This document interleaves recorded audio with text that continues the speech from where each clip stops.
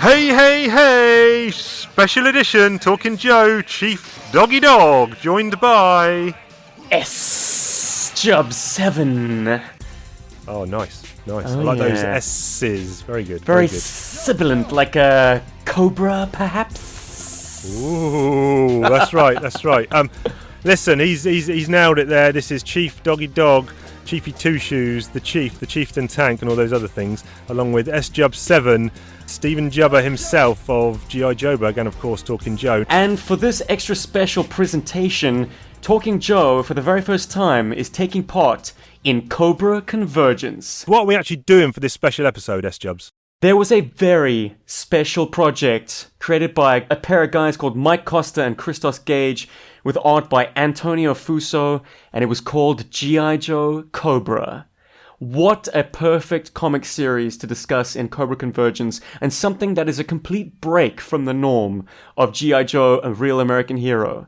We're going to get into that. But Chief, Yeah. I think we need some nourishment for this journey into Cobra. Potato chips, crisps, biscuits and candy, washing them down with a whiskey or a brandy, chewy sweets, cookies, built around jerky, snacks running fair because we got them at our mercy. We're snackers, attackers, bad mother truckers, and we're eating all the crackers, munchers, crunchers, knockout snacks like we're heavyweight punchers. The snack police are in there, here's out! Mate, I have found gummy pythons, but not just any gummy pythons. On the package, they are called killer pythons. Ho ho! Are you marketing this to kids with killer written on the package? Do they turn invisible? I don't know, but I feel like I'm in fear of my life as I'm peeling open this pack, and oh, Chief, it's attacking! Yes. Good. No, not good. New co-host required. Okay, I bit its head off. It is now a deceased killer python, and it is delicious. I wish I ate these things more often. I need an excuse, like a kid's party, and I'm all out of kids. Thank goodness for Talking Joe. What you munching on, Chief? Let's have a look what the Chief Dog's got. This is from the Natural Confectionery Company. No artificial colours, no artificial flavours. It just says tasty underneath. Jelly snakes. Hold them to it. We'll put the pictures up on the social media so you can see what we're munching, chowing down on. Multicoloured. I've got red. What do you want me to have? I've got a pink, a yellow, a green, or a deep red. Oh, it's got to be red, baby. It's Cobra after all. Okay. Munching on this jelly snake. Confirm it is jelly. Confirm it is in the shape of a snake. Confirm it is tasty. Oh, ding, ding, ding. Three ticks. Ding, ding, ding.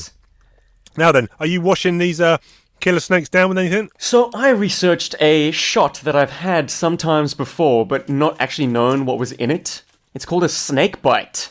Right. Apparently, it's a Yukon Jack, which is a sweet honey-flavored liqueur, or kind of whiskey, from our brothers up north in Canada, mixed with a dash of lime juice. Of course, I don't have any Yukon Jack to hand, so I just went with good old Jameson's, baby. Yep.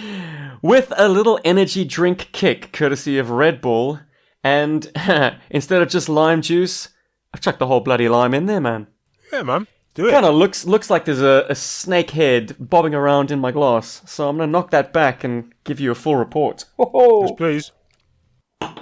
Oh, that's half a lime that I've squeezed in there, and it definitely takes the edge off the whiskey, I'll tell you that much. Ooh, that was tasty. I think I want another one. Oh, okay, he's going back in. Now, when you mentioned to me that you got this thing called snake bite, now in the UK, that is something completely different. Snake bite is half a pint of lager mixed with half a pint of cider. Huh. That is what snake bite is. Okay, so it's a tall drink. Yeah, well, it's a 1 pint, but it's mixing the grape and the grain, which they say you should never do, and it gets you hammered well quick. But a snake bite and black is another variation on that, so that is the same drink, but just ever so shy of half a pint of each, because then you put a shot of blackcurrant cordial in. All right, wise guy. What are you swigging back? Okay, let's see what I've got. The Chief Dog has got a bottle. It is 620 mils, so it's a tall one. More than a pint. Pint is 568 mils. And this is a bottle of Cobra beer. Let's open that up. That's from India, if I'm not mistaken, right? Common beverage that would be had in Indian takeaway restaurants. Global multi-award-winning beer. Let's have a glug on this. Can I just say that my recollection is that Cobra Lager is flat. It has no bubbles. Is that correct? This one does have bubbles. Ha! Let me try again just to gauge the bubbleness. Yes, no, now that you've mentioned it, that is definitely not as fizzy as some other lagers out there. Probably wouldn't be my beer of choice, but, I've opened it, so I'm going to drink it, obviously. Nice bottle, though. It's got nice patterns. Again, I'll post the pictures up on the socials. But now then, listen, we are fueled up, ready to talk about these issues. Like S-Jub said, we'll be covering issues 1 to 4 of this Cobra mini-series. I've got the floppies here in my custom bind. You're probably rocking digitals, are you? I've actually got floppies myself. Boom! S-Jub's being floppy. If there's one G.I. Joe series you want to have in floppies, it's G.I. Joe Special Missions. Yeah. with a very close second being this series. Now, this came out in March. The first issue was March 2009. So we're, 11 years on. Oh, excuse me. That's the Cobra getting to me. Wow! Special bonus content. I think we should actually have a quick discussion about issue 0. Yes, please.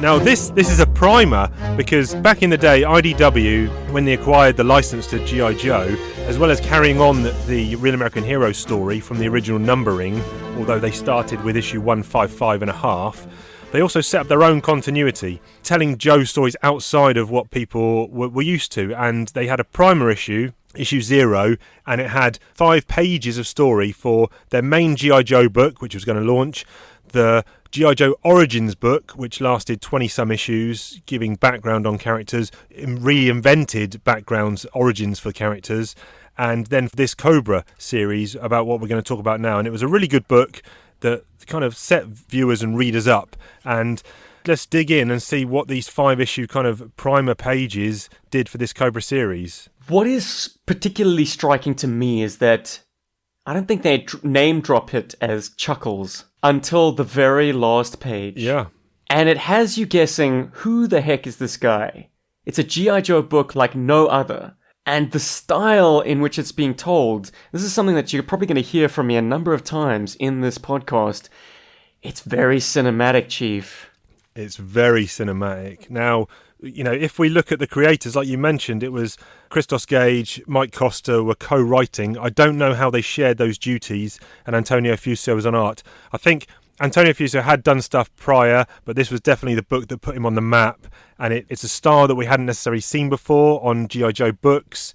The layouts are very cinematic, and kind of the stark use of pencils and colours is very nice. I was very concerned when this book actually came out because I'd read Mike Costa's Transformers. Whether or not they came out at the same time, I'm not sure, but I definitely read his Transformers prior to reading this, and it was not a good book. He was not good on that at all. And so I was a bit concerned when his name was on this as a writer. Having said that, it was almost like night and day, 180-degree U-turn. You could not tell the writer was the same guy on that other book, because this is just balls to the wall greatness from page 1 of this 0 issue. Nice technique used, very cinematic once again in using the montage to give you an idea of this character's history. And then you're caught right up in the thick of things. The segue with issue 1 is perfect.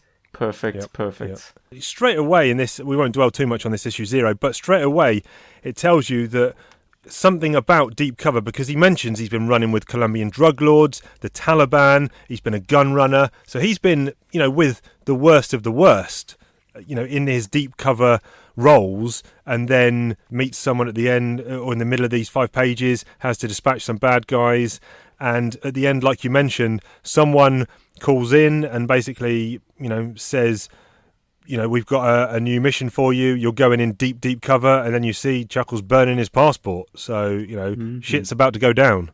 If they didn't name drop Hawk and Chuckles, you would have no idea this was a G.I. Joe book.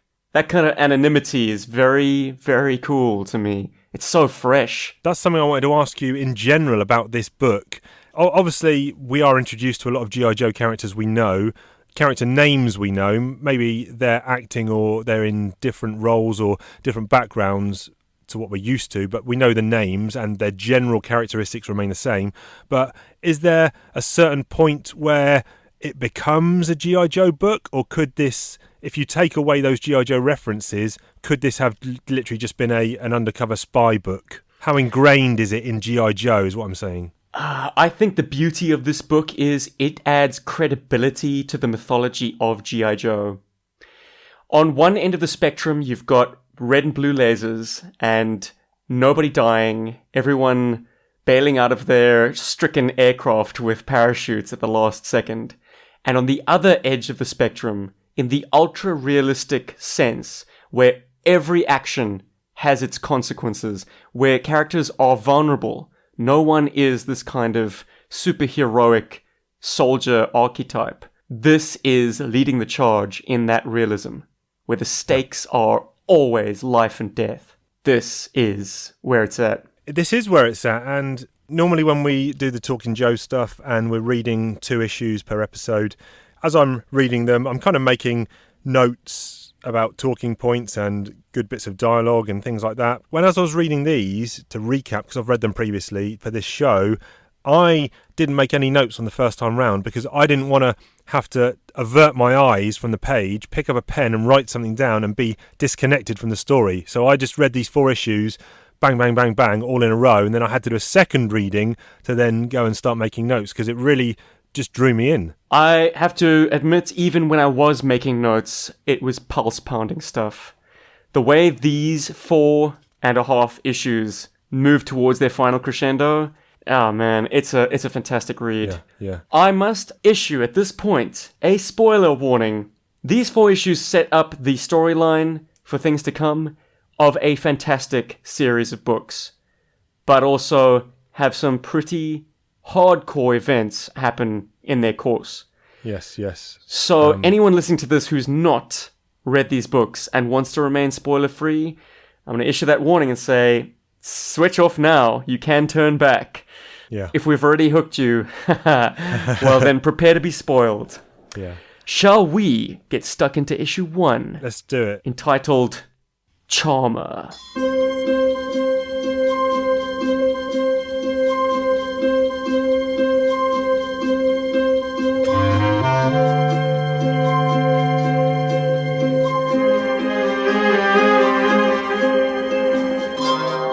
Straight up in front and centre, we see Chuckles. He's, in a bar, and I like the fact that he's kind of gone Sherlock Holmes straight away on this bad guy that he's conversing with, because he's thinking, okay, he's smoking French cigarettes, his teeth are capped, those break-easy, so he's sussing the guy out, he's talking about his wrist and the accent, so he's already in spy mode and just Sherlock Holmesing the whole situation, which is really cool. Yeah, man, such layered writing.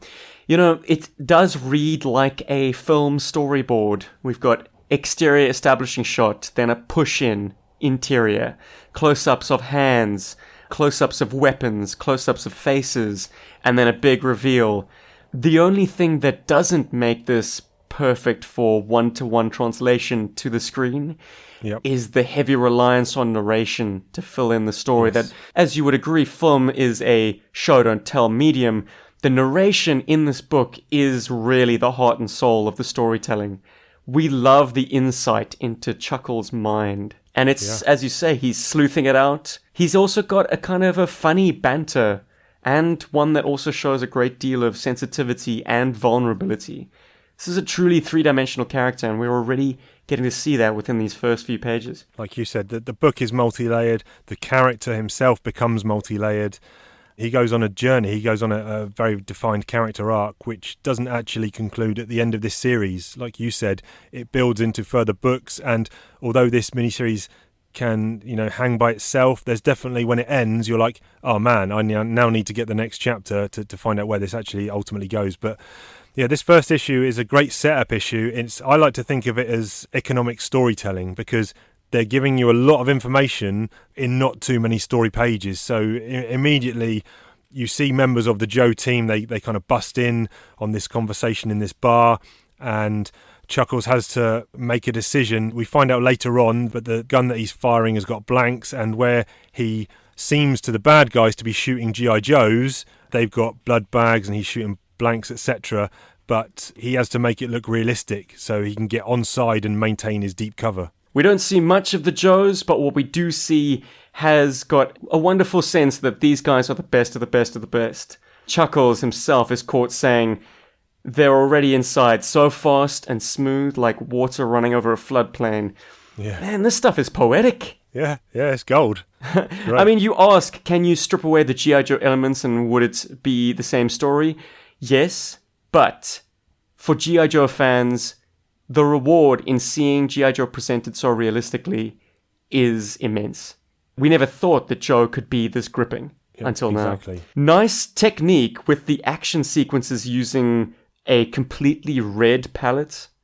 Like when the gunfight is on, we are seeing just red and black inks. Yeah, these are the things that kind of slip under the radar easily in terms of reading the book, isn't it, and perception. But now that you've pointed it out and I'm looking at it, and it's a stark contrast to the panel above where Scarlet and Duke have bust in, and then as soon as a gun is being fired, like you said, red palettes in action, clever stuff. Stark relief, yeah, lovely technique. And it's something that they're consistent with as well. Whenever there's severe violence, the palette washes to that blood red and heavy inks. Yep. Nice. Great bit of action. As you say, a lot of storytelling, but this is an action-packed issue. And the correlation between Chuckles in this retelling of his story and Daniel Craig in his initial outing as James Bond has been made before. Right. Another Cobra Convergence contributor, Retro Blasting, made a video just pointing out how Daniel Craig in that opening sequence of Casino Royale is Chuckles even down to the floral shirt. Yeah, but Chuckles wore that shirt before Bond. Oh, you may have a point there, sir. Yeah. So maybe they copied it. But as you progress through this issue, you kind of do get that twist reveal, because at the point of time of reading the book, you see Chuckles and he is shooting. It looks like he executes Roadblock and shoots Scarlet, and so you're left wondering at that point, reading in real time, what's actually happening here? Is Chuckles actually a member of G.I. Joe? Has he actually gone bad? You don't know, and it's not until you get the scene titled, with a little bit months ago, where there's a debriefing, and this is where you find out that Hawk wants him to go deep undercover. We love a little bait and switch. Yeah, clever to string you on like that, to keep the ambiguity in the air.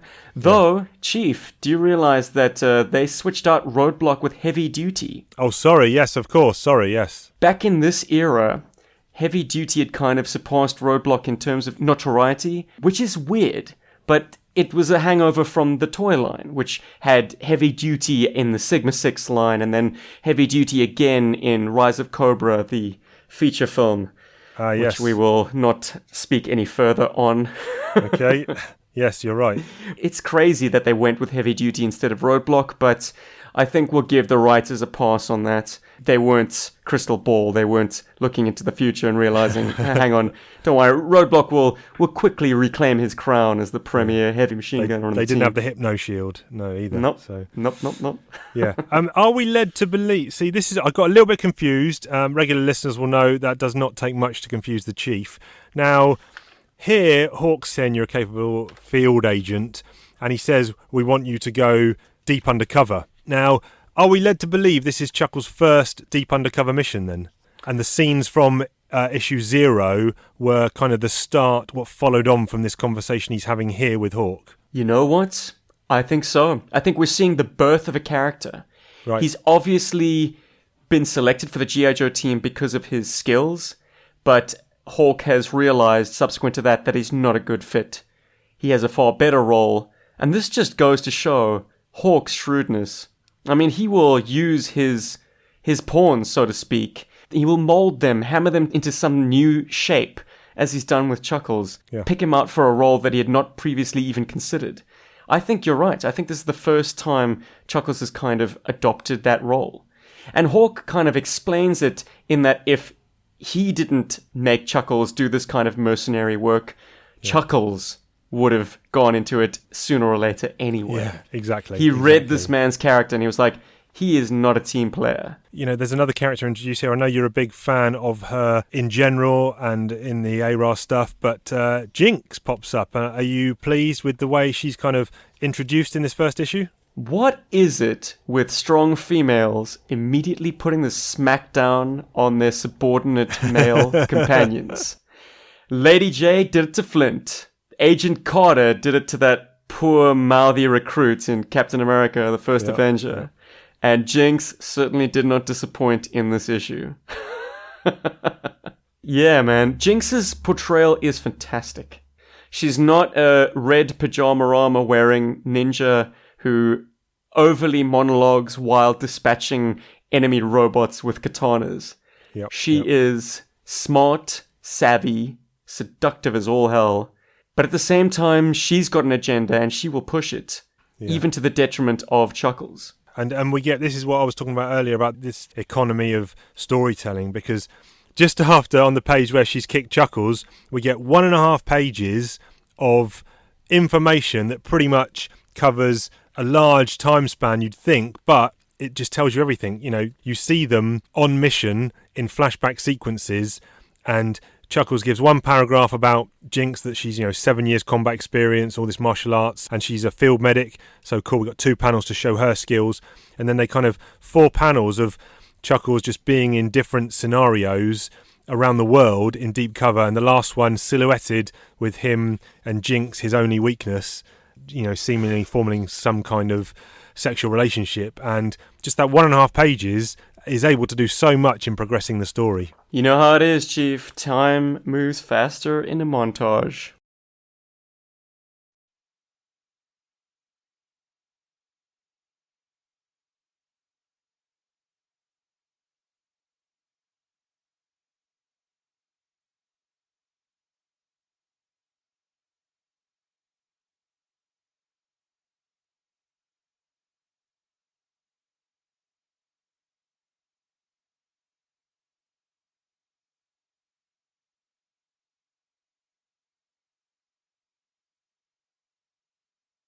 Yeah. But here we see that Chuckles has a weakness at this stage for Jinx. But I fear there is an exploitable aspect to that weakness that we will see very shortly. Yep. We close out on the big reveal. Yes, this is indeed living up to its title of GI Joe, Cobra.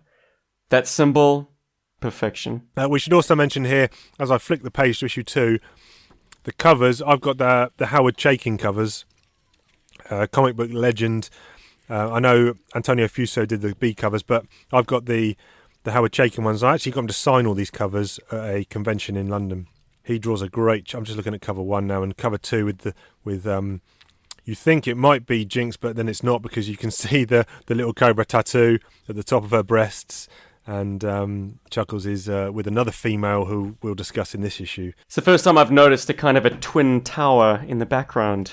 Ah, yes, yeah. A little bit of foreshadowing on that cover, isn't it? Whereabouts are they? Because at the start of issue 2, it actually says the Balkan states. The events of the cover of issue 2 are moving forward to the Dubai sequences. Right, we'll okay, yes. Yep, this is that female's apartment overlooking the buildings that this shady Cobra organization seems to be doing their misdeeds in. This is another question I'm going to have for you. I think towards the end of issue 4, I think when he's making his final report, he mentions the word Cobra or the Cobra organization, but I couldn't find any references during these 4 issues prior to that of anyone saying that this organization was called Cobra. I guess they don't want to play the literal card too soon. Yeah. Okay, no, that makes sense. I mean, they work in the BAT acronym, but they give it a different meaning. I guess they're still trying to massage reality and the G.I. Joe mythology and fantasy to keep it grounded. So yeah, you're right. Absolutely no one name drops Cobra. Yeah. Having spoken about Jinx's introduction in issue 1, she obviously pops up here at the beginning of issue 2. But very quickly, she actually says she's with Chuckles in a restaurant back room. They're kind of making out. And she actually says, "This is our last meet. It's the SR receiver from now on." Now, next couple of pages, we find out what this SR receiver is in a really cool sequence. But her saying this is our last meet it makes sense in the story point of view because she's out of the pages for quite a while, and when she's reintroduced, it's one of the hardest hitting scenes G.I. Joe's ever had. And I guess you want her missing from the book to kind of almost forget about that character, as if she's, oh, there's Jinx, now she's gone. And then so the reintroduction of her is a bit more shocking. But from a story point of view, I wonder why she would break off the comms between Chuckles and home base, because now all he's left with is biting down on a bit of tinfoil to make his reports without Jinx. My explanation, just off the top of my head, I think it's become more and more difficult for her to establish credible cover. Makes sense. As he gets deeper, the eyes on him become more glaring. So yes. Jinx is feeling the heat by being his contact. Yep, that makes sense. But what a cover story to keep up. I mean, this book doesn't lean into the sexualization too much, but it also doesn't shy away from the implication that Jinx is working in a strip club. She's obviously working the room. I'm pretty sure Chuckles isn't her only customer. No. She's a popular lady, let's say. No doubt. Yeah, like I mentioned, we get the scene where, if she's cutting off all communications with him and mentions this SR receiver, and this is where they've implanted a communication, well, it's not even a communications, well, it is of sorts, a simple RF receiver into his mastoid as part of a operation. And they've also put other bits of fragment of metal in his head, so if anyone x-rays him, it'll show up as kind of shrapnel. And he has to bite down on some foil or metal to send dots and dashes. And then at some points later on in the issues, he says, oh, now I've got to send my report. And I'm thinking, how long would it take to send a report just biting down in dots and dashes? A long time. And imagine receiving one. You've got this bloody thing buzzing in your head while you're trying to have a conversation with someone. Yeah, and cleverly, that becomes his downfall almost, this SR receiver. Because, we'll find out later on that it's buzzing and beeping away, and someone who's laying very close to him manages to, work out what's going on. Chief, can you think of a pop culture analog to the skeletal resonance receiver? Is there another character that springs to mind that uses something similar? I'm guessing there should be. Ah, indeed. Well, I always think of old Solid Snake in Metal Gear Solid, whose codec just stimulates the bones of his own ear, so no one else can hear the secret messages that are being broadcast to him via codec. That's why the old sprite appears to always have a crick in his neck every time he receives a message.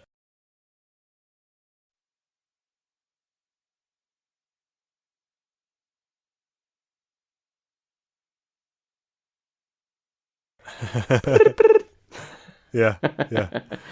Oh man, I just caught sight of something that absolutely breaks my heart. Chuckles' thuggish accomplice and terrorist toady, a guy called Semyon, says at the strip club, "Your girl was very pretty, yes? Very professional. See her again?" Chuckles says, "Yeah." And then the thought bubble is, "God, I hope so." Yeah. Now, given the events that take place later, that is an absolutely heartbreaking thing for him to have thought. The man is still clearly smitten. And it's also double-edged because, like you said, I think the intent is, yes, because he's in deep with this girl, but also, yes, he wants to see her again because she's his only physical human contact with home base, with G.I. Joe. And without her around, he's even more alone. Exactly. He says in issue 1 that she's the only sane person that he speaks to for weeks. Imagine how crazy that must be. To be so in deep with these, lunatic, psycho terrorist organizations that you just can't actually make a conversation with anyone. Real, unmonitored conversation. It's a mind-numbing situation this boy's in. And as well as Semyon, there's the other guy, Skelton. He then bites the big one and goes down in a ball of fire in a flaming car after having been shot, because him and Chuckles kind of stroll into an ambush in their vehicle. And we later find out that Mr. X, as we'll call him for the time being, kind of set it up as a test for Skelton of his abilities. And he obviously didn't pass the test, but Chuckles did because he survived this ambush.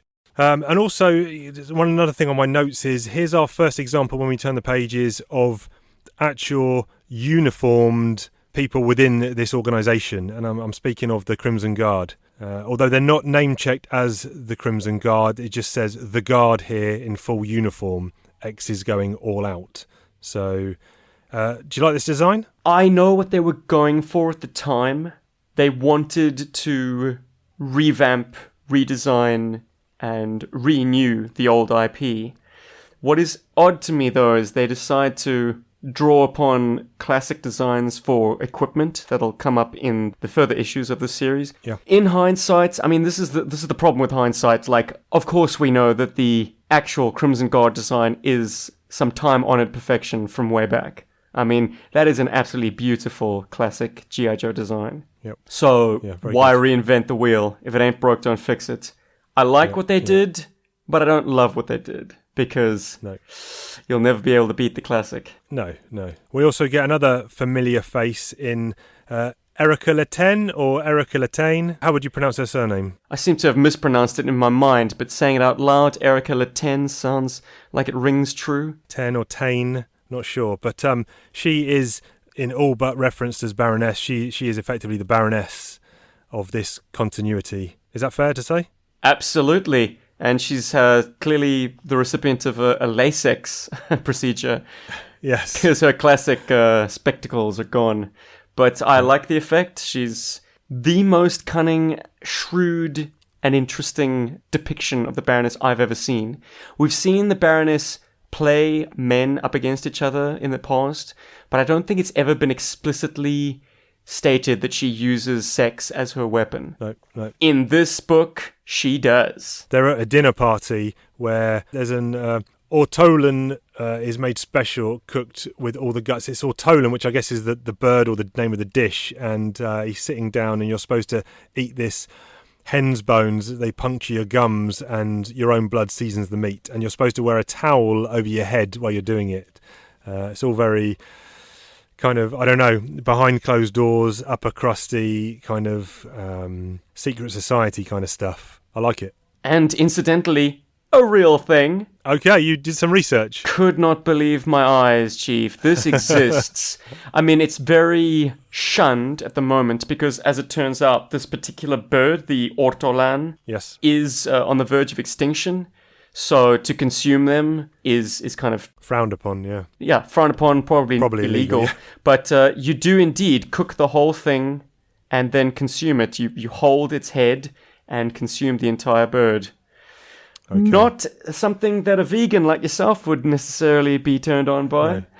Part-time vegan. I'm now declaring myself flexitarian. Oh, all right. Okay, still, I wouldn't suggest it. And clearly it doesn't agree with Chuckles either because he retches it up into the sink. Yes. Which, ironically, is Erica's cue. Yes, like you said, she is cunning and will use all means, including sex. And she's quickly on the scene here, having never really spoken to Chuckles before. She's pulling out, a bottle of port or wine or whatever it is. And there's a silhouetted image, and you can immediately tell from this page alone that, wait a minute, something funky's going to happen here. The boy keeps his guard up around everything but women. Here we get the payoff that his only weakness is not necessarily Jinx. No. And that last page, we'll cut back to something else in this issue, but that last page of this issue is a mirror image of a scene where he was... had Jinx up against a wall in the rain, holding her leg, except this time, obviously not Jinx, it's Erica. And has Jinx immediately been forgotten, or, like you said, is it just a weakness the man has? But good parallels to scenes we saw earlier. Very clever writing going on here, really good stuff. But I want to just jump back to just before the end of the issue. Mr. X comes in and basically says he wants Chuckles to blow up the Federal Reserve. It's got 2.1 billion in it, and he wants to blow it up rather than he's not about stealing the money. It's about sending economies and governments into panic and disarray, more terrorism rather than heists. And what's interesting to me is Chuckles goes along with it, and this is the narrative of the deep undercover spy. We've seen it in many movies and other media. How far do you go to get to your ultimate goal of presumably bringing down this organisation? How much bad are you willing to do for the greater good? And here he does blow it up, and we're kind of told in some of these things that there are civilians and there are innocents inside this building. So he's clearly made the choice that some people are going to get sacrificed for the good of the mission. Yeah. But where is his line, and will we learn that? Yeah. Is he as mercenary as Hawk made him out to be? Or is there a shred of humanity left in this man? Still early days. This is only issue 2. Still early days. Yeah, and I think we're about to head into the Empire Strikes Back territory, buddy. I think we are. Issue 3, can we discuss that now? Are we fair game? Yes. This is it, buddy. This is the one. This is it. So we open up with Chuckles in bed with Erica Latane. They're together now, and it's easy to forget that Jinx, she's not name referenced. It's easy to forget that she was just a fling he had, even though we think there was potentially more there. But she's a thing of the past in the process of reading these first few pages of the issue, and Chuckles is now getting deeper into the organisation. But here's a good bit on page 2 to see his moral compass, because he says here, the next day we got a lead on a shipment of small arms passing through on its way out of Russia. So we made a deal, double-crossed some people, and I blew up a train. I go down to assist the recovery team so I don't have to take part in the executions. So he knows that people are going to be executed, but he doesn't want he doesn't want to actually do the executing. So he obviously does have a moral compass in that he physically doesn't want to do that, but later on in the issue, maybe he's going to have to pull the trigger himself. So he clearly does have a moral compass, but again, like you said, where is the line? How much bad do you have to do for the end goal? A little bit of insight into his humanity. The man has trouble sleeping. Yeah. And the only thing that calms his mind is the presence of a lover. Yep. So that's the double-edged sword to his weakness. You got to be careful who you invite back to bed with you, mate, because bam, her eyes are open. Did you catch that, Chief? Yeah. He's passed out. Man, he's spent. Shot his bolt. But she's still operating. She is wide awake and fully aware of what's going on. Yep. Loves little touches like he's almost running on autopilot at this stage, I think.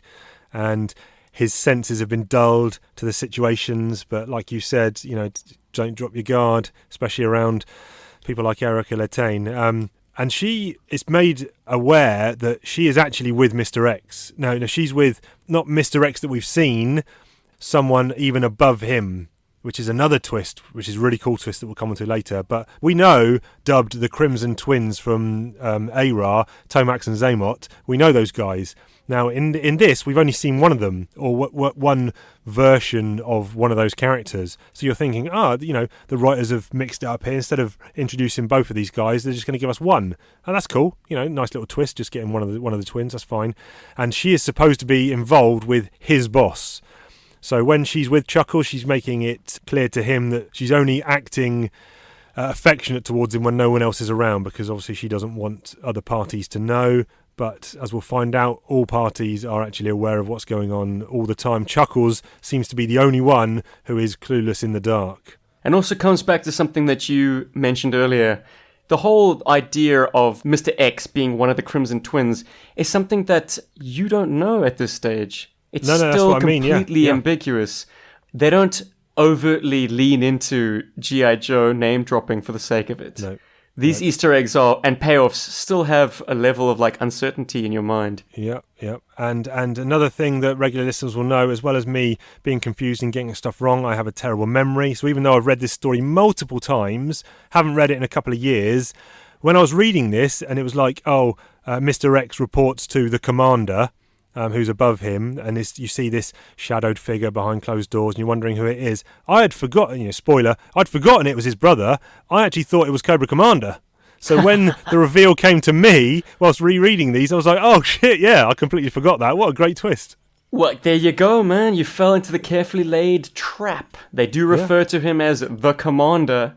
They do, yeah. Only to then pull the rug out from under you. It's fantastic, man. I find this kind of refresh to give you everything that G.I. Joe had, but to introduce it to you very piecemeal, very suspensefully. It's a great way to add intrigue to something that, in the main, dare I say it, has gotten a little tired. Yeah, that's fair. Chuckles kind of makes his move in this issue as well. He's just treading water, so he goes to Mr. X and basically says, look, let me in. I can do more good for you, etc. And then Mr. X says, yeah, fine, you're fired. And he's like, what? And then so they move him to, this is where he goes to Dubai, isn't it? They move him to the central ops to get him more involved in some of the inner workings of the organisation. Chief, double splash, mini poster. What are your thoughts, buddy? It's great. You can see the confidence of the man and the guards because he's not hunched over, cowering behind stuff. He's just standing tall in the middle of a field of fire, shooting off the guns as muzzle flashes everywhere. The dark red sky, the plumes of the oil coming up. Great page. Man. Once again, those reds playing up the violence and the distinction between his undercover work and his dirty work, the work that requires a gun. You can see he's been elevated within the organisation as well because, he's doing some interrogations. He's chief of security. He's, in one scene there, he's, training guys. They're shooting at targets. So he's clearly got men under his command now. He's instructing. But still, we don't know who the commander is. We don't know as a reader, and he doesn't know either. And we get a nice slice of moral ambiguity once again. I think it's best summed up in his words when he says, I train the terrorists of tomorrow. I train them to kill my friends more effectively. Yep, that is big hard time. as hell. About the double splash, though, I'm going to say that it has the most dramatic framing at the cost of perhaps its own reality. A gunfight at this kind of range is suicide for all involved. Yeah. All of those guys have automatic weapons. If they're all spraying at the same time, everybody gets wiped out. Yes, A gunfight like that would happen at perhaps further ranges. At least in my mind it does. But if you're doing a longer shot than that, it's going to lose dramatic impact. So keep it tight. Keep the focus close enough to see Chuckles' face, but have the opposition in the same frame. And therefore, you're setting up this opposition, but, realistically thinking about it, it wouldn't play out like that. This is suicide. No, I was going to try and no-prize it by saying all of the people in this scene are part of Chuckles' team, even the ones in non-Crimson Guard uniforms. And they're all they're surrounded by guys that are off-screen. But I don't know if that plays. Oh, well, it's up to the viewers to make up their mind. Yeah. This is the issue where we get the big scene, I guess. It's that time. It's that time where Chuckles is woken in the middle of the night by Semyon. He's talking about security being leaky. And then he says, yes, we have finally caught Spy. And then big reveal, holy cow, Jinx. And the look on his face, look at the Crimson Guardsman. One's kind of cracking his knuckles, arms folded. She's at a table. She's obviously been, bloody nose. There's blood on the table. And it's the way that Chuckles, where in the panel where he says, oh my God, in narration, he's it's pastely whitewashed out. It's not clear, vivid colour. It's almost like the colour has drained from his face. Yeah. Because the reality of the situation is like, holy shit, how does this play out now? And, you find out how it plays out. And as a reader reading it for the first time, this wouldn't have been in my top 10 guesses about how it played out, I don't think. This ain't your grandpappy's Captain America comic, that's for damn sure. No. Jinx, ever the professional Joe, he thinks she's about to shop him out to these bad guys because she says, I know him, how can you do this? But then she turns it into a cover story by saying, he killed her family and friends and she's just been out for revenge on him, which is why they've possibly been seen together in different locations because she's been hunting him. Yeah, oh man, heartless stuff. And after that moment, 3 things happen. Chuckles decides he's going to take the initiative and go straight to the top. He had indecision about what his mission was. Well, that moment has crystallized it. Another thing, he ain't cracking jokes anymore. And the third thing, all of his thought boxes are now in black. Yeah, that's the man is consumed by the darkness. Absolutely. He's a broken man. He's come to a point in the mission which On a deep cover operative, you've got to be thinking about, okay, fine, at some point, how do I extract myself from the mission? And then what happens if I'm on the mission and it goes bad and this situation occurs? One of my colleagues is captured. What is the exfil here? How do we get out of it? Either one of them breaks and spills the beans, and in which case they're both dead, or how do they get out of it with... He actually posits that, doesn't he? He says, listen, can I take the gut? He's thinking about trying to save them both and just blowing off the whole deep cover. Can he take all three of these? Jinx has got her hands manacled, tied behind her back. Can he take out Semyon and two guards? No is the answer. So that's not an option. They'd both be dead, or they'd both be captured and both be tortured, which would result in both their deaths and the end of the GI Joe deep cover operation. Or does one of them get out alive? And there's only one of them that can possibly get out of this situation alive, and unfortunately it is him.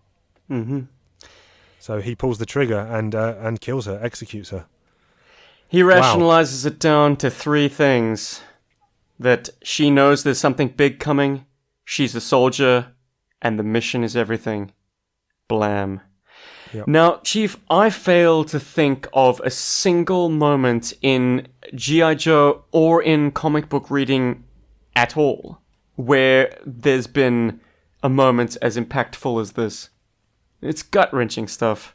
Yeah, and this is such clever storytelling. So like we've said, like you mentioned previously, it's not a war comic story because, a realistic one, because if it was, people would be dying left, right and centre.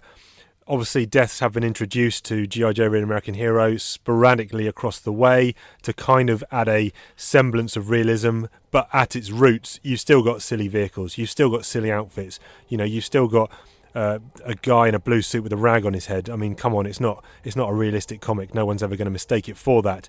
But here, cleverly, they're able to kind of show some deaths, a lot of them off panel, but here they managed to input a moment of such graphic realism and just gut-wrenching drama that it's such a clever line to breach the world of comic books and horrible stark reality together. It's really clever. Killing a teammate and a lover, execution style.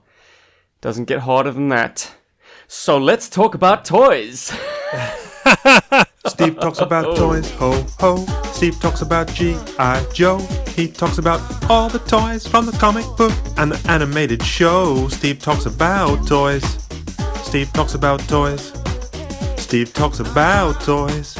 Steve talks about toys. Do you want to... Yeah, this is a good time to break up the heavy anxiety and mournfulness I'm feeling right now after that Jinx thing. So what toys have you got to talk about this time? The Crimson Guard Commanders, codenames Tomax and Xamot. Yeah, boy. File name, classified. Birthplace, island in the Mediterranean.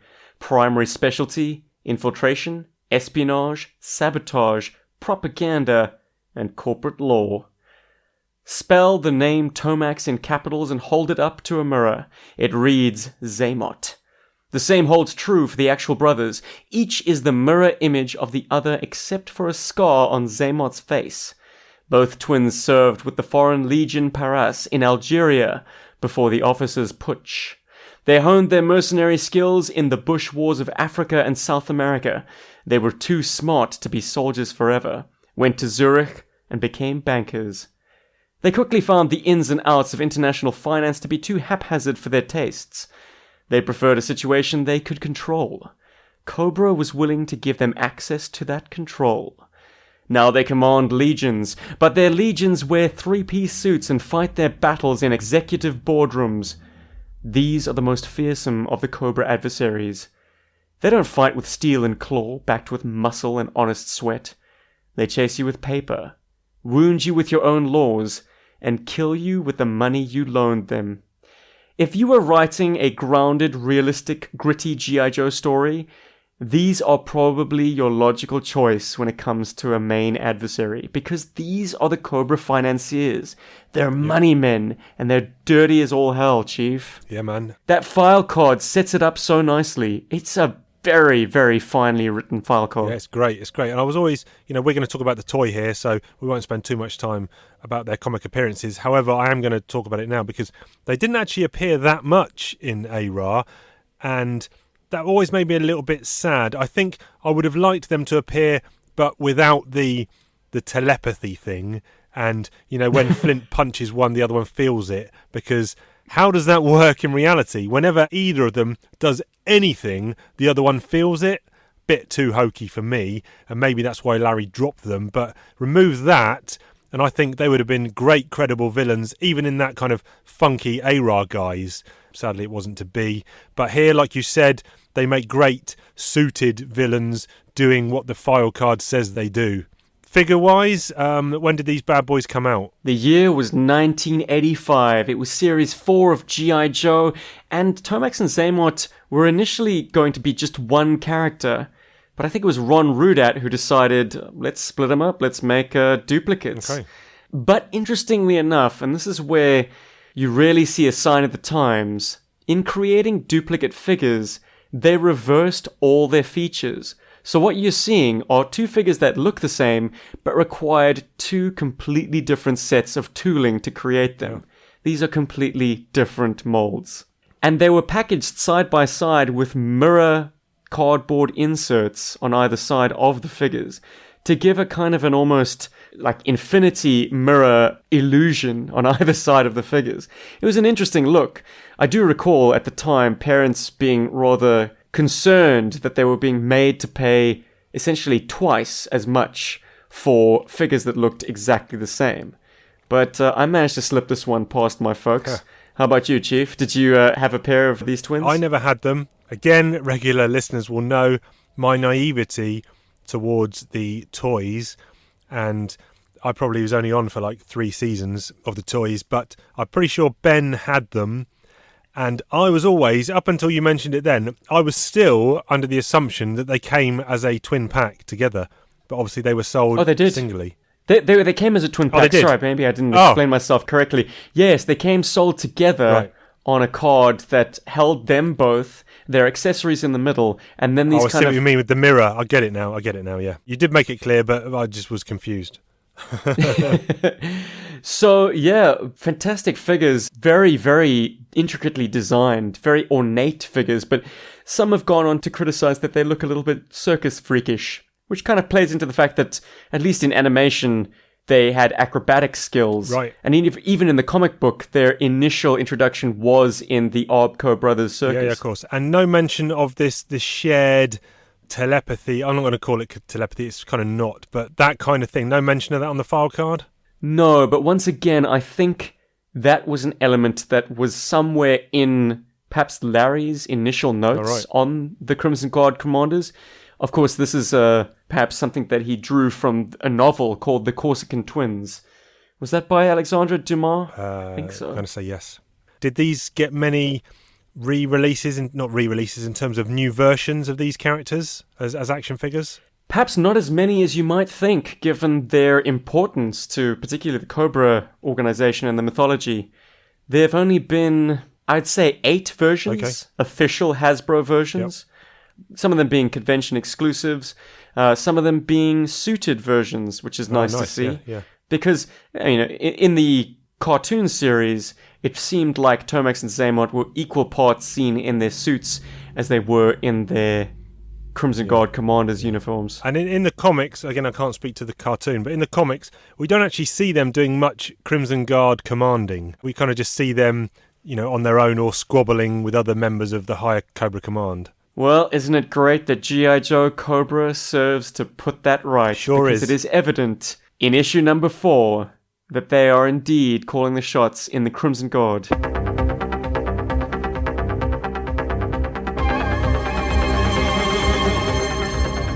Let's jump back to the comic then. Issue 4. I didn't realise actually all these single issues, I'm going to see if they got any relevance here. All the single issues have actually got names inside the cover. So issue 1 was called Credits. Issue 2 was called In the Grass. Issue 3 was called Oil. And this one is called Eyes. I thought number 1 was called Charmer. Okay, maybe when I said credits, that is just a reference to the credits, because underneath it says writers, artists, colours. Long day, Chief, long day. but I don't have in this issue. No, but what I mean is it's in exactly the same place as oil, and there's no reference to Charmer in the first bit. Well, So- flick 2 pages further, and I think with Chuckles' splash reveal, you get Yes, you get part the 1 issue Charmer. title. What a clown I am. Issue 1 credits. Yeah, good one. But we flicked forward to issue number Yes. 4, entitled Eyes. Yes. So, like you mentioned, and again, this is what you do on Talking Joe all the time. You pull out these little nuggets that slip by me, and I hadn't, until you mentioned it when we were talking about the previous issue, the back end of 3, I hadn't noticed that all of his narration boxes changed to black.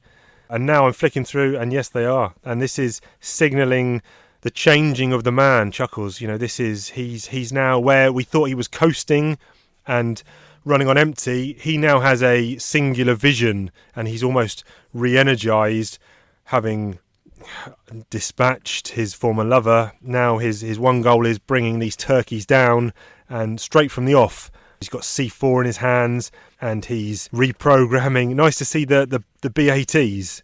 Here they're called Battalion Automation Tactics.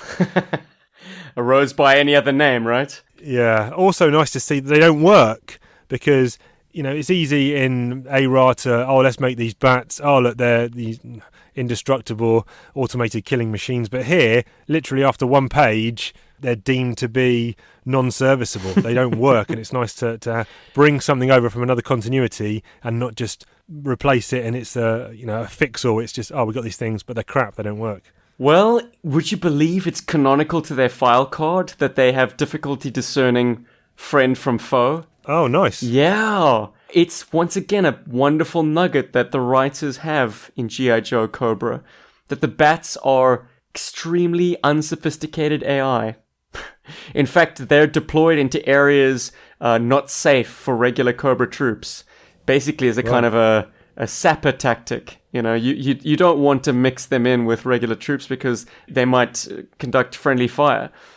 So they're kind of used to evacuate an area more than to walk alongside. Yeah. Do you like the Easter egg being the Cobra Hiss tank? 215. Yeah. So they've decided to lean into a classic design there, and I suppose if you're going to do it with one design and you're not going to do the Crimson Guard, well, it's got to be the Hiss.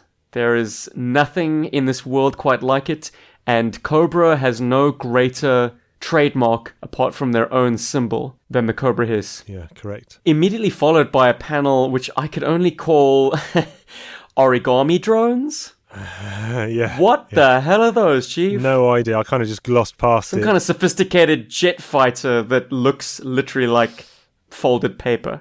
Yes, yeah. We do get a sense of scale of this organisation, though, because previously we'd only seen guards in their 1s and 2s and like upper management, and hadn't really seen vehicles. But this page, like you said, it shows the Hiss tank, these origami vehicles. We see some heavy munitions here, some sort of bombs or things, and then we get an overhead shot of lots of troops. So this is clearly a bigger organisation than we'd first seen. Maybe Chuckles knew that, but the reader hadn't seen it to that scale. But now we're starting to understand how big these scumbags are. And not a moment too soon. Of course, you can't keep up this super realistic spy thriller thing for too long. I mean, Cobra is about the tech. Cobra is about people wearing masks. I'm glad they're introducing these elements, but in a believable way. And what's also believable is the fact that Chuckles is not completely consumed by his quest for revenge. He's still a human being, and we see him retching up his lunch, effectively. The man is tortured. Yep. Like we said, he's broken. He's now got kind of a renewed vigour in terms of completing the mission, although we don't know ultimately what his orders were in terms of what he was supposed to do, and when was he supposed to extract, when had he got enough information to get out. He probably wasn't supposed to be the one to bring the organisation down physically with C4 and explosives. I'm 100% sure of that. You know, he was supposed to come out with intel, more planning, and then they work around what they're going to do. But he's taken it upon himself due to, you know, no doubt the Jinx situation, that this is now his baby to deal with personally. Big time. Something that is not playing into his human emotions is obviously the fact that his relations with Erica have kind of become very cold, very detached. Yes. I guess, how could he fall into the arms of this other woman, knowing the blood that's still on his hands with Jinx? Yeah. And from that page onwards, Chief, the pulse-pounding stuff happens for me. Even on the reread, when I took down some notes for this chat, this stuff got me going, man. I'm like, the righteous vengeance is about to come. This man is on a suicide mission.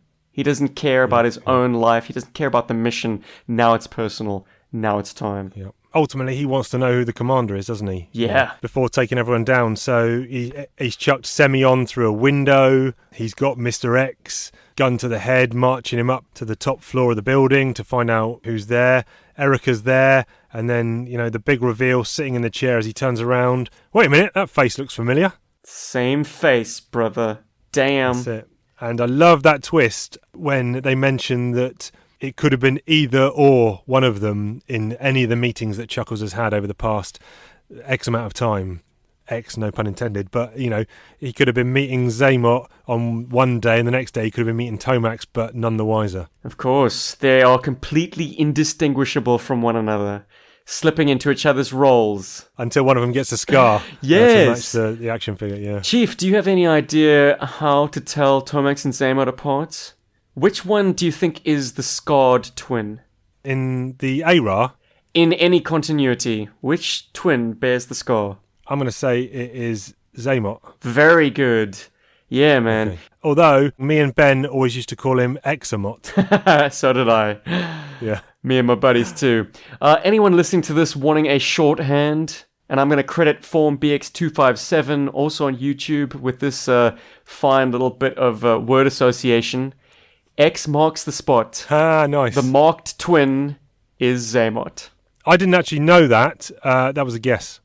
Well, now you'll never forget it, Chief. Hey! It wasn't a guess because I know he's just turned around in the chair and said his name's Tomax, and I know the guy that Chuckles had, gun to the head, must have been Examot there. Examot must have been Zaymot. And obviously he's the one who Chuckles shoots a blank in his face, which then creates the scar. So I didn't know if that was mirrored across to the ARAR as the well. Sneaky Erica, she replaced all his live ammunition with blanks. But let me tell you, pal, a blank will still put out a gout of flame and discharge and gas that will do a nasty number to someone's cheek if you're pulling it at point blank range. And the reason she had replaced all of his bullets with blanks is because they know that he is a GI Joe agent and they've known for quite some time. And this is where we get the reveal. And they say, we know you work for GI Joe. We've known for months. Why do you think we brought you here?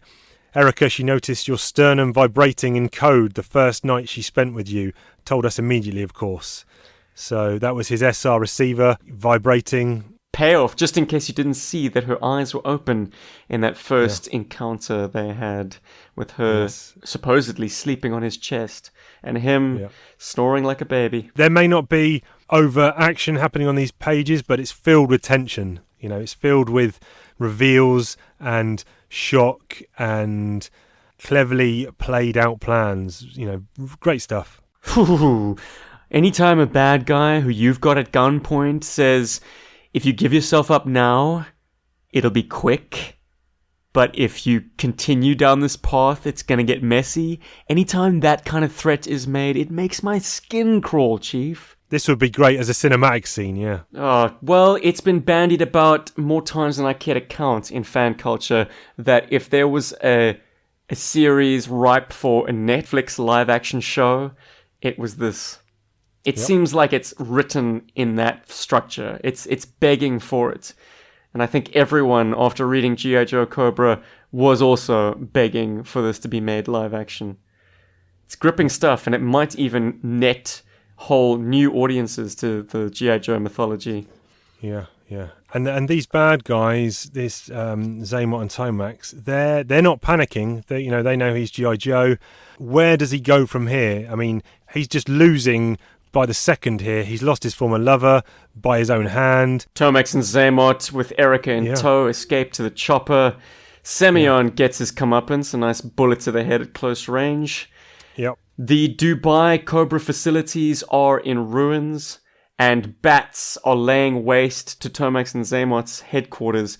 What I'm interested to know is, Chuckles has an encounter on the staircase.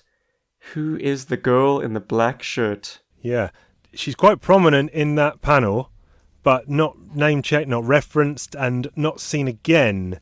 But, yeah, interesting. Is it Jinx? Is he saying goodbye to her finally? This quest for revenge was posited as his way of saying goodbye to her. Yes, they've got away. We've got the reveal about who the head snake, as it were, these brothers. Erica's in tow, like you said. He's managed to blow up this facility, but he couldn't sneak C4 into certain sections. But that's why he's got the bats to come in and take down this building. But they've escaped. Has he done enough? No, he's not done enough, because he even says that on the final page. You know, I will find them if it's the last thing I do, and it will be.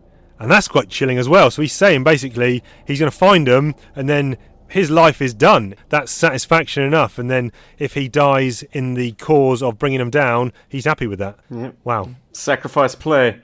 Well, like in conclusion, he lost. They did play him. They seemed to have accounted to every one of his moves, and they got away. But so did he. He's once burned, twice shy, and doubly vengeful. Man, it is on. And if you don't want to carry on reading more of this after having read that, there's something wrong with you. And you are not a G.I. Joe fan. Now, if you do want to go on and read it, the next timeline issue, I think, is G.I. Joe Cobra Special. And it's just a one-off special from September 2009. And this is an interesting one. We're not covering it now, obviously, but this is an interesting one because I think it's an issue which is told in reverse. So you get half of the issue is told from Zaymot's point of view, and then half of the issue is told from Tomax's point of view. So go and check that out. That is the G.I. Joe Cobra Special. Oh, so Chief, I'm pumped, baby. I think I'm going to do that right now. Yeah, man. You've read all of these, though, have you? You've read all the Cobra stuff? Spoilers! I have not. I've kind of jumped around a bit. Oh, shit! No, okay. Don't you worry your pretty little face, Chief. I'll quickly forget everything. Like Men in Black. Okay, all right, okay. I feel bad now. No worries, mate. But yes, no, okay, fine. So you had previously just read this 4-issue mini? I've read some further stuff, but by complete accident. I am a comic book noob. Why you've got me on this show at all, I don't know. Maybe it's just to talk toys and the occasional South African colloquialism.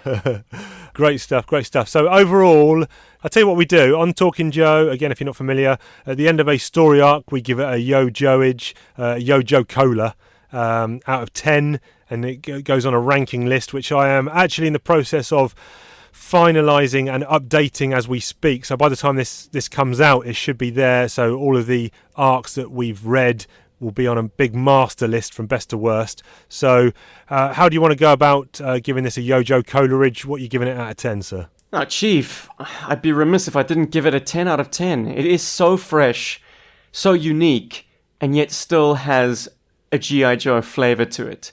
This is perhaps the definitive Chuckles story. In fact, I'm not even going to put any doubt in anyone's mind. I regard this as the ultimate representation of Chuckles, and I'm not alone. So to give it anything less than 10, I think would be an insult to a story that defined a character, and a story that really just shows us that G.I. Joe has the most infinite depth of stories to be told. This goes on and on and on. And if it seems like G.I. Joe stories have been stagnating, well, I urge you to read this and try and make that argument. Yep, agree. I'm looking at my master list, and I think I've only given out 4 10s for all G.I. Joe stories. And quickly looking, they are the Cobra Island shenanigans from the back end of the 40s, issue 34, which is the Ace versus Wild Weasel,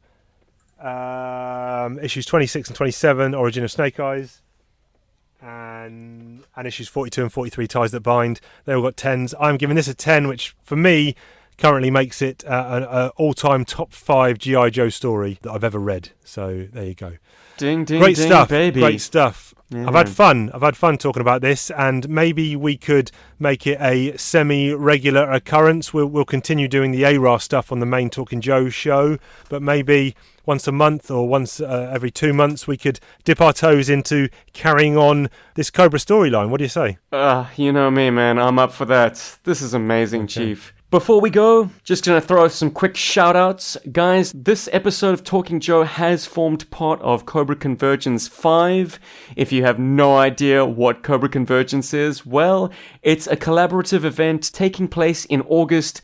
Every single calendar day in the month of August, there is new GI Joe content from a content creator either on Instagram, YouTube, Facebook, podcasts. Someone is putting out some new GI Joe content every single day, and it's a great way of perhaps finding out the depth of content, fan content that exists out here on the interwebs. Yesterday was Scorched Earth Creations, and tomorrow you're going to be treated to Merry Mercenary Cosplay.